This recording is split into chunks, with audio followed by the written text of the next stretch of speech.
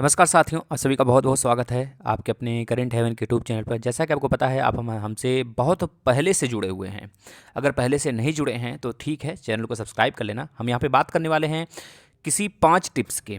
वह 5 टिप्स जो आपके डीएलएड के एग्ज़ाम को पास करा सकता है। अगर अभी तक, हाँ 1 मिनट रुकना भाई, क्योंकि अगर अभी तक आपने नहीं पढ़ा है तो यह तो बहुत ही कामगार होगा।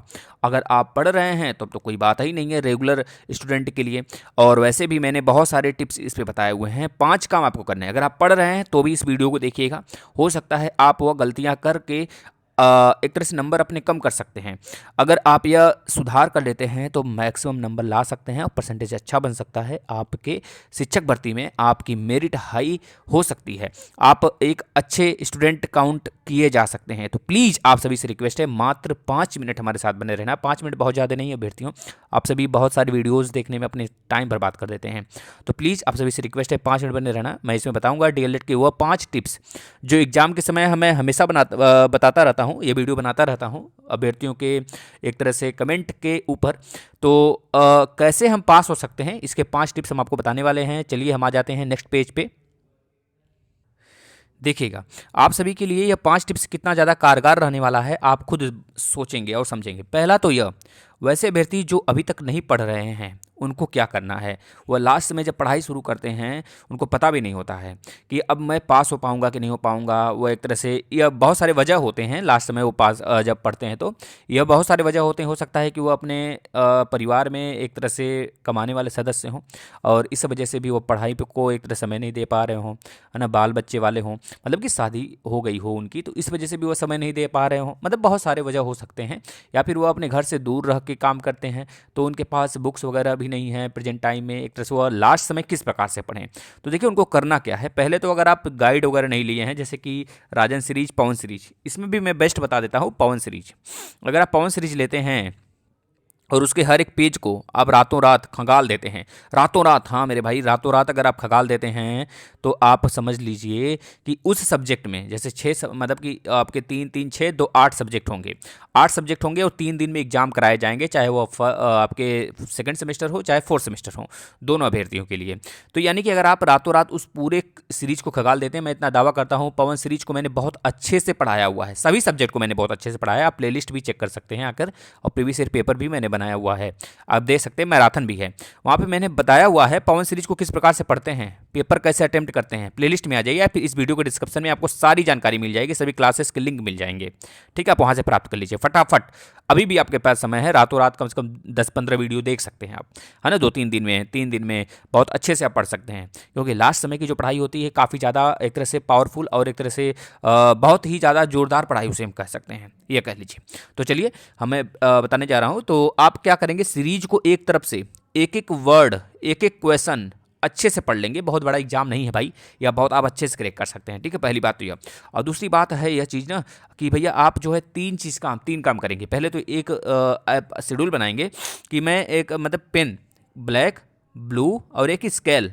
स्केल इसलिए, जब आपका पेज होगा इस प्रकार से तो पेज में इधर और इधर लाइनिंग करने के लिए, और अगर मैथमेटिक्स में है तो इधर आप रफ कार्य कर सकते हैं और यहाँ पर आप अपना लिख सकते हैं। तो पहला तो यह कि आप 3 पेन लेंगे और एक हाइलाइटर ले लेंगे। हाइलाइटर का वैसे आपके पास कहते हैं बच्चे कि भाई समय नहीं मिलता है सर, हाइलाइटर क्या करेंगे, तो हम समय मिलता है, 5-10 मिनट मिलेगा आपको, 6 मिनट मिलेगा, 2 मिनट भी मिलेगा, तब भी बहुत है हाइलाइटर के लिए।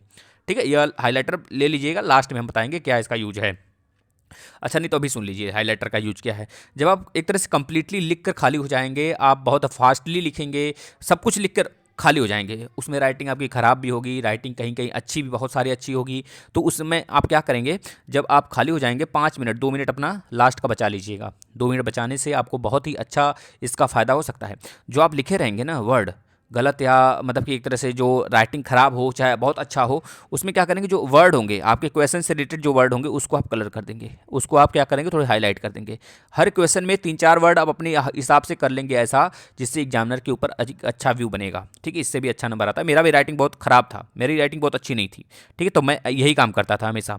तो अगला तीसरी टिप्स सुनिएगा ध्यान से। 2 टिप्स हो गए, तीसरा टिप्स हम क्या कर रहे हैं, तीसरा टिप्स में आपको क्या करना है, थोड़ी राइटिंग ना, पहला मतलब कि जितने भी क्वेश्चन होंगे, मान लीजिए 18 क्वेश्चन हैं, तो 18 क्वेश्चन में जैसे बहुत सारे बच्चे पहले बहुविकल्पी लिखना स्टार्ट करते हैं, पहले बहुविकल्पी लिख देंगे, भले उसके जो है नंबर उनको आ रहे हैं, आंसर सही आ रहे हो कि नहीं आ रहे हो उससे मतलब नहीं उनको, ए बी सी पहले इसे नंबर डाल देंगे, फिर उसके बाद लास्ट में पता चला उनको आ ही नहीं रहा है, गलत करके चले आते हैं। तो हमें फर्स्ट व्यू बहुत अच्छा बनाना है एग्जामिनर के ऊपर, क्योंकि एग्जामिनर खुद जानता है, या फिर आप खुद यह नहीं बता सकते एग्जामिनर को बिना कॉपी के कि भाई ऐसे ही बता सकते हैं ना कि भाई हाँ मैं अगर अच्छा लिखा हूँ तो एग्जामिनर के ऊपर अच्छा इफेक्ट पड़ेगा और अच्छा नंबर मिलेगा। तो first view is last view, मतलब फर्स्ट व्यू जो रहता है वो अंत तक बना रहता है बेटा।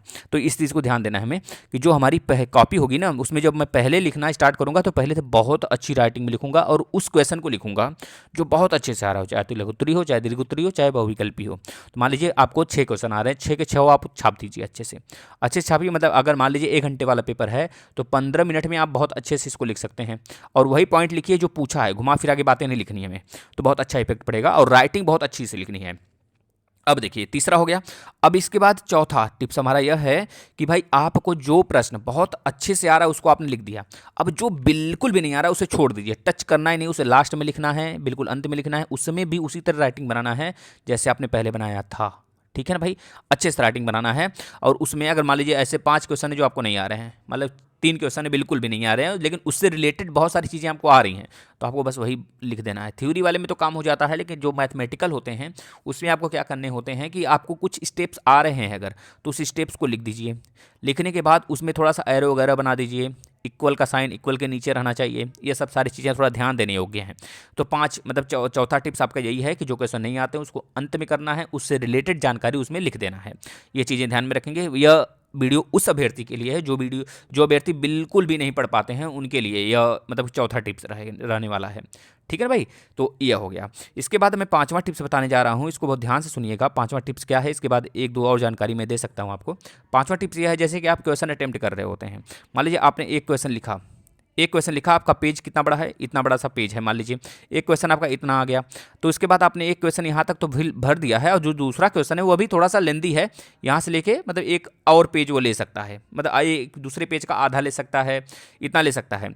तो आप क्या करते हैं, यहीं से लिखना स्टार्ट कर देते हैं। भाई पैसा थोड़े बचाना है, हमसे जब कॉपी के पैसे लिए गए हैं तो हम क्यों उसी पेज से लिखना स्टार्ट करें, हम नेक्स्ट पेज से लिखना स्टार्ट करेंगे। क्योंकि इसमें क्या होता है, बहुत सारे एग्जामिनर जो आपके एग्जामिनर होते हैं, मतलब कि जो आपके प्राचार्य होते हैं, वो क्या काम करते हैं, थोड़े से बुढ़े बुजुर्ग टाइप में होते हैं मैक्सिमम अगर देख लें तो वह क्या करते हैं, कॉपी में इतना ही समझ लेते हैं कि बच्चा दूसरे क्वेश्चन का आंसर इतना ही दिया है, लेकिन वो पूरा आंसर नहीं दिया है। इस वजह से आपको आधा नंबर मिल जाता है 2 नंबर में, तो आप एक तरह से फेल भी हो सकते हैं उसमें, 1 नंबर से बच्चे फेल होते हैं। तो इन सब चीज़ों को थोड़ा ध्यान देना है, इसको केयर करना है।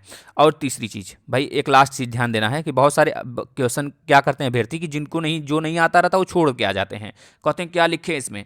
भाई हमने बताया था आपको चौथा वाला टिप्स कि कुछ ना कुछ ज़रूर लिखने हैं आपको, जो क्वेश्चन नहीं आता उसे लास्ट में लिखो ना भाई। उस पर अगर मान लीजिए 3 नंबर वाला अगर लेंदी वाला प्रश्न है, मतलब कि एक तरह से लघुत्तरी है, तो उसमें आपको 1 नंबर कम से कम मिलेगा ना भाई, 1 नंबर ना सही तो आधा नंबर मिलेगा ना भाई, आधा नंबर नहीं देते हैं वैसे 1 नंबर देंगे। और बहुत सारे ऐसे प्राचार्य होते हैं, अगर आप इर्द गिर्द जानकारी दे देते हैं ना तो आपको 2 नंबर 2.5 नंबर भी मिल सकता है। तो इस वजह से प्लीज़ आपसे भी रिक्वेस्ट है, कोई क्वेश्चन छोड़कर नहीं आएंगे। अगर अभी भी टिप्स न समझ में आया हो, और कॉपी में हेड राइटिंग थोड़े से बना के लिखने हैं, हेड राइटिंग बनाने के चक्कर में क्वेश्चन मत छोड़ देना भाई, ये चीज़ भी ध्यान देना, मतलब मेंटेन करके चलना है हर तरफ से। हमें जब डीएलएड का फॉर्म भरा था तब यही सोच के भरा था कि मुझे शिक्षक बनना है। ठीक है, तो इस चीज़ का ध्यान देना है। चलिए अब मिलते हैं नेक्स्ट वीडियो में। बताइए किसके रिगार्डिंग वीडियो बनाना चाहिए। आप सभी के लिए क्लासेस सभी सब्जेक्ट के उपलब्ध हैं, चाहे सेकंड सेमेस्टर हो, चाहे 4th सेमेस्टर हो, चाहे 1st सेमेस्टर हो, यहाँ तक कि यूपी टेट के सभी क्लासेस मैंने भरपूर तरीके से दिया है, कहीं से कोर्स परचेज करने की जरूरत नहीं है। आइए प्रीवियस ईयर पेपर के साथ आप डीएलएड के सभी सेमेस्टर के एक तरह से सब्जेक्ट देख सकते हैं। धन्यवाद। अगर कोई जानकारी और चाहिए तो आप कमेंट करिए मेरे भाई। यह लेकिन शेड्यूल, यह वीडियो जरूर से शेयर कर दीजिएगा, यह आप सभी की रिस्पॉन्सिबिलिटी होनी चाहिए। धन्यवाद।